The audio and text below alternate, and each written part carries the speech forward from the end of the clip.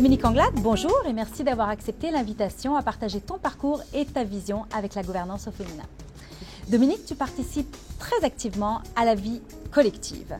Au fil des 20 dernières années, tu as siégé sur plus d'une quinzaine de conseils d'administration et je nomme notamment la Fondation Campé, dont tu es la cofondatrice, et ton saut en politique à la présidence de la CAQ.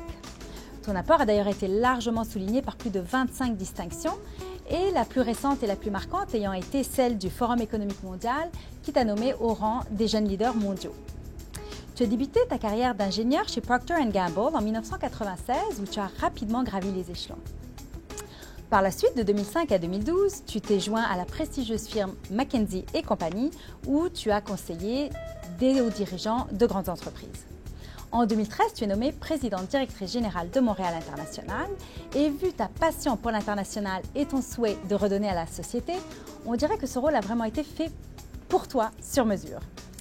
Dis-moi Dominique, quelle est ton ambition pour Montréal? Alors, j'aime beaucoup le terme « fait sur mesure » parce que parfois, j'ai le sentiment effectivement que l'emploi que j'occupe aujourd'hui est fait sur mesure parce qu'il combine beaucoup de mes passions.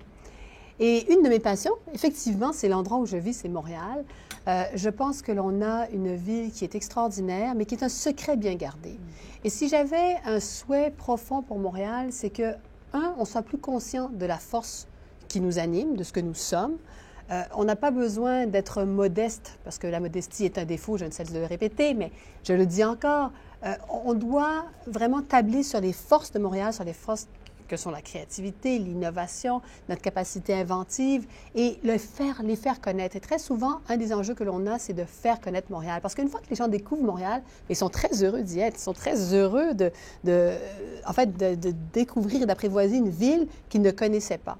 Et donc, j'ai le rêve, je caresse ce rêve que Montréal soit une ville reconnue internationalement comme étant créative et que nous, Montréalais, nous en soyons les premiers à en être conscients. Avec une qualité de vie également tout à fait exceptionnelle à Montréal, je pense que ce sont d'autres atouts qui s'ajoutent. Et en tant qu'immigrante, moi aussi, c'est quelque chose que j'ai très rapidement constaté. Alors Dominique, tu as choisi un parcours qui n'a peut-être pas été le plus simple jusqu'à ce jour, c'est-à-dire qu'en commençant par tes études, tu as choisi le génie, où il y a très très peu de femmes. Tu es également très jeune parmi les leaders qui t'entourent. Et pour finir, tu es une femme issue de l'immigration. Alors, je me demandais comment est-ce que tout ça mis ensemble t'a quand même, malgré tout, permis d'avoir un succès extraordinaire que tu connais depuis quelques années. Bien, ça me fait penser, quand on parle des différents types de minorités ou être minoritaire dans un groupe, quand j'ai commencé à travailler, je suis partie travailler chez Procter & Gamble en Ontario, et j'étais 4 fois une minorité, jeune, femme, minorité visible, francophone. Donc, j'étais 4 fois une minorité. Je me disais, mon Dieu, là, vraiment, c'est la totale, comme on dit. Et probablement que ça a poussé ma réflexion à me dire, qu'est-ce qui va faire en sorte que je suis capable de faire une différence? Et quand on repose la question, quelle est la clé du succès? Je ne pense pas qu'il y ait une clé, je pense qu'il y a plusieurs clés. Je parle beaucoup d'ambition, d'audace et d'ardeur, et je pense que l'ambition, l'audace et l'ardeur résument probablement très bien la clé de moi, ce que je crois être le succès. D'abord, je pense qu'il faut pousser loin l'enveloppe, il faut imaginer tout ce qu'on est capable de faire. Avoir des idées qui sont grandes. Et pour ça, j'ai beaucoup de chance parce que mes parents m'ont accompagnée là-dedans à voir grand. L'audace, c'est la capacité de prendre des risques et parfois, il faut se mouiller. Parfois, il faut se mouiller parce qu'il y a bonne chose à faire. Et c'est peut-être là où, entre les trois, entre l'ambition, l'audace et l'ardeur, je pense que l'audace, j'ai encore du chemin à parcourir. Je pense que je peux prendre encore plus de risques. Et le troisième, c'est l'ardeur, c'est le travail. Il n'y a pas de miracle dans la vie. Il faut que tu travailles, il faut que tu travailles fort, il faut que tu livres la marchandise.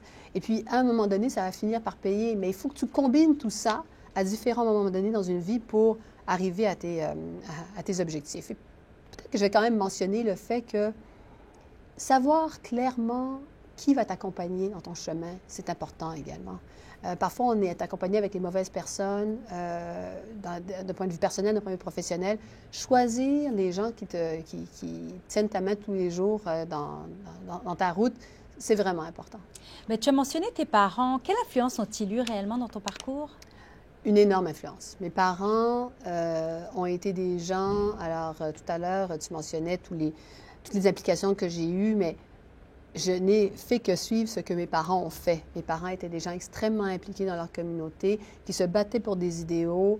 Mon père est un exilé politique, d'origine haïtienne, exilé politique. Donc, très vite dans ma jeunesse, j'ai saisi, je pense, l'importance de redonner. Et pour moi, on a une responsabilité. Si on a la capacité de redonner, donc, vient avec cette capacité-là la responsabilité de le faire.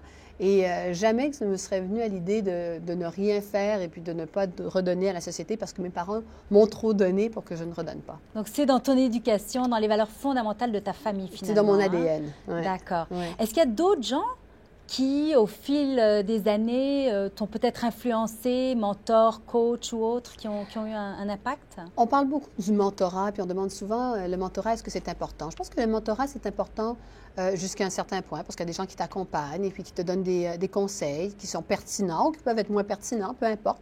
Et il y a un degré d'importance que l'on peut accorder au mentorat. Cela dit, ce qui a fait le plus progresser ma carrière, ce sont des gens qui ont pris des risques sur moi. Ce sont des gens qui ont dit, tu sais, elle n'a peut-être pas tout ce qu'il faut pour faire le travail maintenant, elle est peut-être encore jeune, mais je vais lui donner la chance. Et ils ont pris des risques. Et ces gens-là, toutes les personnes qui ont pris des risques, sont aussi ces personnes qui ont fait progresser ma carrière rapidement. Donc, je crois que c'est bien le mentorat. Je crois qu'il est encore plus important de trouver ces personnes qui peut-être sont moins sympathiques, qui peut-être sont moins agréables, mais c'est pas grave, elles prennent des risques. Et ces gens-là vont faire une différence plus tard. Donc, je pense que tu parles plutôt de ce qu'on appelle en anglais sponsors, donc des gens qui vont croire en ta carrière et te pousser hors de ta zone de confort, ce qui va finalement te permettre de te développer à bien plus grande vitesse. Oui, parce que les sponsors, c'est ceux qui tapent sur la table quand c'est le temps de taper sur la table pour défendre leurs points par rapport à toi. Et c'est un peu l'idée, le concept, effectivement, de sponsors. Dis-moi, Dominique, quelle est ta vision du leadership? Le leadership de demain, il ressemblera à quoi? Et comment tu penses qu'on peut se démarquer? Alors, le leadership, c'est quoi? Alors, ma définition simple du leadership, c'est de dire, c'est quelqu'un qui a une vision, qui est capable de mobiliser des gens et leur donner les moyens pour atteindre cette vision-là. Je ne sais pas si c'est le leadership de demain que je vois, mais je pense que tout leader qui est capable de permettre à d'autres d'émerger est vraiment un leader d'avenir. Le leadership, pour moi, au-delà de la mobilisation, au-delà du fait que tu as des gens qui te suivent, pour réellement être un leader, il faut que tu sois capable d'amener du monde avec toi et que si tu pars, ces gens-là reprennent le flambeau. Et ça, ce n'est pas donné à tout le monde et c'est difficile à faire. Mais je pense que c'est là que s'inscrit réellement la capacité à faire une différence dans nos sociétés parce que tu peux avoir quelqu'un qui fait une énorme différence parce qu'il est là, mais le jour où il n'est plus là, quel flambeau est-ce qu'il aura transmis? Et cette importance de transmettre le flambeau, à mon avis, c'est elle qui fait en sorte que l'on parle de leadership réellement. Donc, en fait, j'ai envie de dire que des vrais leaders ne créent pas des suiveurs, mais plutôt d'autres leaders. Absolument, c'est ce qu'on absolument. Ça crée cet espace pour qu'émergent d'autres leaders. Parce que fondamentalement, ce que l'on veut comme société, fondamentalement, c'est que chaque personne puisse être tout ce qu'elle est capable d'être. C'est vraiment de créer ce plein potentiel. Et il est clair qu'aujourd'hui, on n'a pas ce plein potentiel partout à travers le monde. Les gens ne peuvent pas mettre leur plein potentiel de l'avant. Et si un jour dans le monde, on arrive à ce que chaque personne qui soit capable de faire quelque chose puisse le faire, ça va être extraordinaire. Absolument, j'y crois énormément. Alors Dominique, tu es mère de 3 jeunes enfants, ce qui est assez exigeant, et tu as un agenda surchargé. Alors c'est quoi ton secret pour pouvoir concilier le tout? Je ne sais pas si je concilie le tout. Parfois, les gens me disent quel est l'équilibre famille-travail? Puis je dis, je ne sais pas si c'est si équilibré chez moi. Mais je ne sais pas non plus si c'est si important, parce que quand je me réveille le matin, je me pose jamais la question, Dominique, es-tu équilibrée? Je me pose la question, Dominique, es-tu heureuse? Est-ce que ça va? Puis si la réponse est oui, on continue. Alors, c'est un agenda qui est chargé, mais c'est un agenda aussi qui est passionné, et à la maison, et au travail, et on mélange tout ça. Ce matin, j'ai appris la nouvelle que Malala avait obtenu le prix Nobel. Et alors, mes enfants, 7, 6, 3 ans, alors je leur ai fait tous répéter Malala, Malala, Malala, Malala, Malala, Malala, tu vas retenir le nom, on va en parler cette fin de semaine. J'ai du plaisir à combiner ce qui me passionne avec mes enfants également. Et évidemment, ça prend de l'organisation, ça prend quelqu'un qui aide à la maison, ça prend le bon conjoint pour faire ça dans mon cas.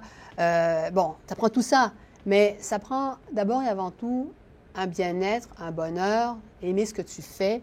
Puis ce que tu n'aimes pas faire, mais tu ne le fais pas. Tu essaies le moins possible de le faire et puis tu te concentres sur ce que tu aimes. Et je pense que ça te permet à ce moment-là de bien réussir dans les différentes sphères. Donc, si je comprends bien, tu es en train d'insuffler la passion que tes parents t'ont donnée à tes enfants. Donc, c'est le cycle de la vie qui continue. Bien, ce serait un compliment que tu me ferais que de me dire que je suis capable de faire ça avec mes enfants parce que je n'ai qu'un souhait comme mère, c'est d'être à la hauteur de ce que mes parents ont été pour moi. Je pense qu'il n'y a aucun doute à ce sujet. Alors, Dominique Anglade, un grand merci d'avoir pris le temps de venir nous rencontrer. C'est moi qui te remercie, Caroline. À très bientôt, Dominique. À bientôt.